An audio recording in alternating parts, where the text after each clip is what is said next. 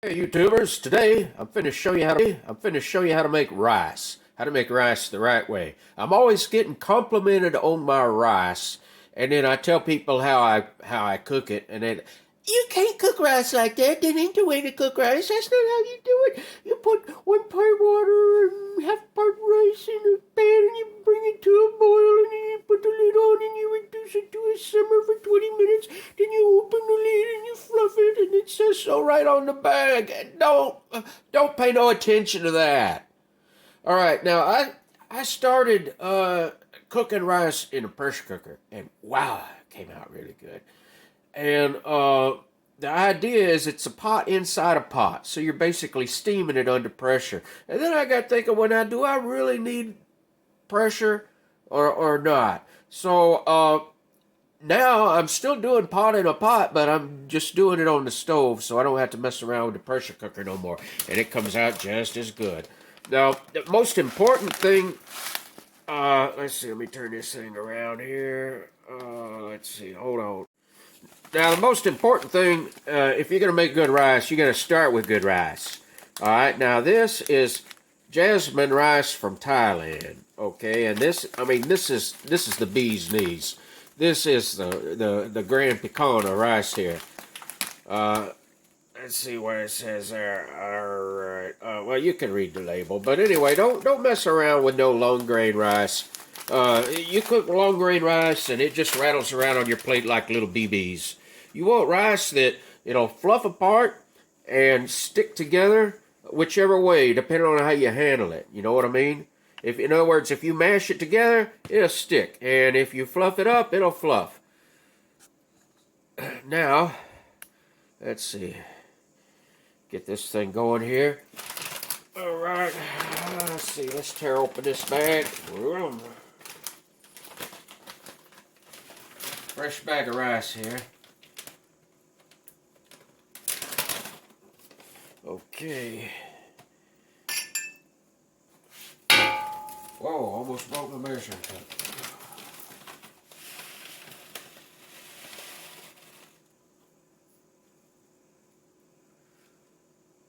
Okay, now I'm just making just a little bit because my wife is on a diet. She ain't eating no rice, but I'm eating rice. So here we go. There's a cup of medium grain Thai jasmine rice.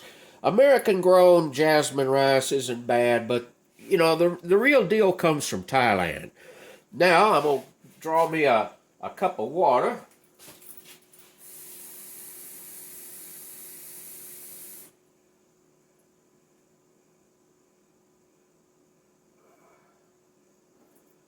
Now, the nice thing about doing it this way is it really isn't critical. You don't have to weigh it out to the nearest milligram. You don't have to mess with no metric shit. Just measure a cup of water and a cup of rice. Or a half a cup of each, or 15 cups of each, whatever. Now, I'm going to put my rice and my water in this bowl here. Like I say, I got equal parts of each. I'll pour that rice in there. Now, right here is where, if you want any flavoring or any Earl or anything like that to change the texture of it a little bit, go ahead and stick it in there. Like right now, I think, because I'm going to use this to make fried rice, I'm going to put some, hard to do this with only 3 hands. I got some toasted sesame oil here, so I'll put that. Whoa, too much. That's all right. Can't have too much, Earl. Let's see what else I might put in there. I think maybe I'll put some. That lemon is just looking at me, saying, "Use me, use me." So I'm gonna go ahead and zest up some of this lemon here. Let's see. Can you see?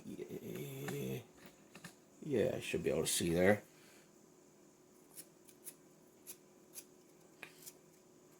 Now, when you zest a lemon, don't zest all the way down into the white. It's bitter down there.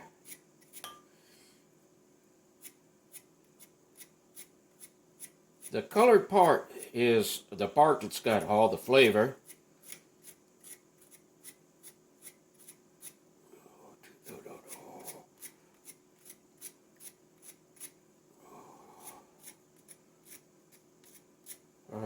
That's probably a little too much. I don't know. Let's see what else I might put in there. Oh, let's see. Since I'm making fried rice, well, I guess I'll just leave that alone for now. Now I'm gonna put in my. I'll stir that a little bit with my finger and distribute that Earl a little bit.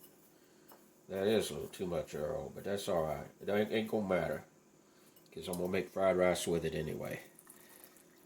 All right. Put that in there like so. Oh, I should have put some mustard powder in there.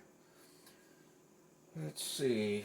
Now, where's my secret device? Where'd you go, secret device? There it is. Now, my secret device is just the ring for piece of lemon on my finger. It's just the ring, you know, for a mason jar. And the nice thing about this particular bowl is it fits right on there. So I can use this ring for a trivet in my 8-quart Walmart special pot. And I'm going to dump about 2 cups of water in here. It's actually a little too much water. I shouldn't have measured. I should have did it the way I always do, which is just pour what looks like the right amount in there. Now, I'm going to set this right there on that thing. And I'm going to put the lid on. And I'm going to turn the fire on. I got one of these automatic lighting stoves. We're chopping high cotton here. Alright, now I just wait till it burls. And when it burls, I will turn the heat down a little bit, but it's not critical. Nothing's critical when you do this, because you're not boiling the rice, you're steaming it. You got a little too much water, that's all right. It'll cook off. You got not enough water, that's all right. It'll just take some out of the steam. So I'm gonna shut this off until it starts boiling. Okay, now it's boiling, so I'm gonna reduce this heat down to and set this timer so it'll holler at me in 20 minutes, and I can come and kill the fire and do whatever I like with that rice. Now, you don't have to use a big old bowl like that. You can use little ramekins. Let's say you want to make some little individual, nice, neat, cup-size molded servings to put on everybody's plate. You could get you some kind of trivet to put in your pot and get you some little ramekins, little 4-ounce ramekins, like what you make a souffle in or something, and put your rice and your water in them individually. And then cook it the same way.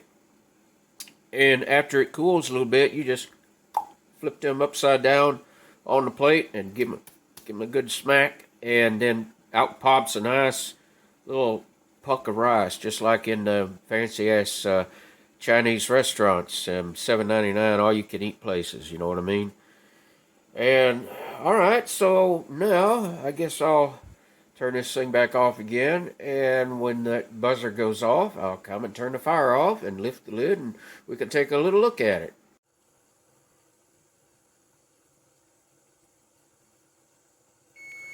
Okay, the rice is done. Turn that timer off. Oh yeah, look at that. I'm gonna let it sit for just a little bit. Then I'll fluff it up with a fork. Okay.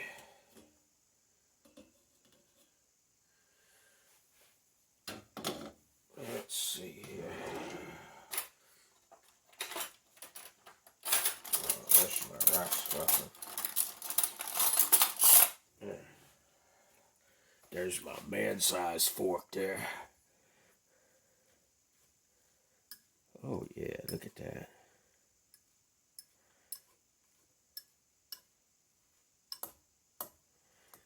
That is some perfect looking rice. Now, that jasmine rice is very aromatic. It has its own aroma, and if you don't cover it up, It's quite enticing. It's a really nice smelling rice. Rice ain't got no smell. The hell it don't. You got the wrong kind of rice if you can't smell it. Okay, let's give it a little taste. Oh yeah, look at that. Let's see. See, I can mash it. It'll mash together. If it wasn't so damn hot, I could pick up a ball of it in my hand and would make a little rice ball out of it. Mmm. The sesame and the lemon I put in there, it's killing it. Whoa, that's gonna be some real nice fried rice this evening. All right, YouTubers, that's it. Now you know how to make rice.